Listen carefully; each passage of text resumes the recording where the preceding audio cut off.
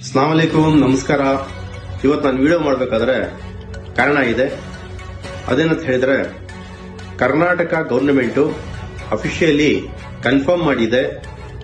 ಅದೇನಂತ ಹೇಳಿದ್ರೆ, ವೆಹಿಕಲ್ ಮೇಲೆ ಇರ್ತಕ್ಕಂಥ ಎಲ್ಲಾ ಕೇಸುಗಳನ್ನ ಟ್ರಾಫಿಕ್ ರೂಲ್ಸ್ ಬ್ರೇಕ್ ಮಾಡಿದಲ್ವಾ, ಆ ಎಲ್ಲಾ ಕೇಸುಗಳನ್ನ 50% ಡಿಸ್ಕೌಂಟ್ ಅಲ್ಲಿ ಕಟ್ಟಿ ನಾವು ನಮ್ಮ ಕೇಸುಗಳನ್ನ ಡಿಸಾಲ್ವ್ ಮಾಡ್ಕೋಬಹುದು.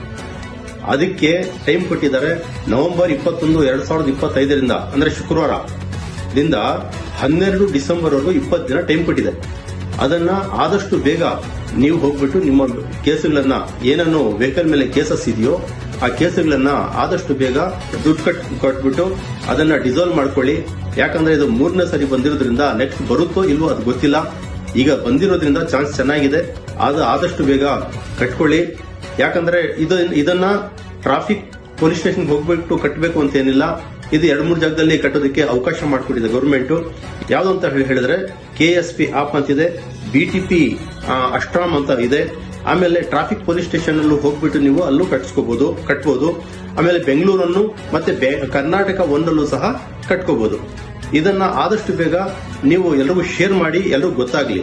ಇನ್ನೊಂದು ವಿಷಯ ಏನ್ ಹೇಳ್ತೀನಿ ಅಂದ್ರೆ, ಯಾವುದೇ ಕಾರಣಕ್ಕೂ ದಯವಿಟ್ಟು ನೀವು ನಿಮ್ಮ ವೆಹಿಕಲ್ಗಳನ್ನ ಆರಾಮಾಗಿ ಓಡಿಸಿ. ಯಾವುದೇ ಕಾರಣಕ್ಕೂ ರೂಲ್ಸ್ ಅನ್ನ ಬ್ರೇಕ್ ಮಾಡಕ್ ಹೋಗಬೇಡಿ. ಮತ್ತೆ ಆರಾಮಾಗಿ ನೀವು ವೆಹಿಕಲ್ಗಳನ್ನ ಚಲಾಯಿಸಿ. ಮತ್ತೆ ವೀಲ್ ಮಾಡ್ತಕ್ಕಂತ ನಿಮ್ಮ ಹುಡುಗರಿಗೆಲ್ಲ ಬುದ್ಧಿ ಹೇಳಿ, ದಯವಿಟ್ಟು ಮಾಡಕ್ ಕೊಡಬೇಡಿ.